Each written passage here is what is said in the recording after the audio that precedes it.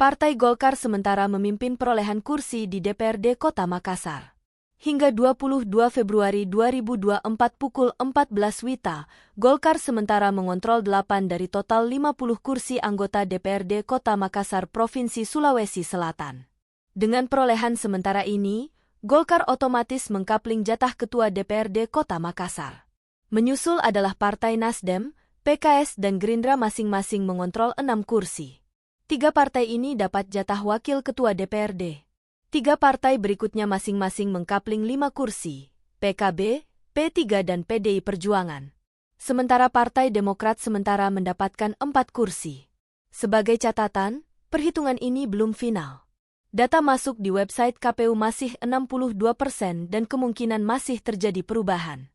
KPU menyebut publikasi form model CD hasil adalah hasil penghitungan suara di TPS dengan tujuan untuk memudahkan akses informasi publik.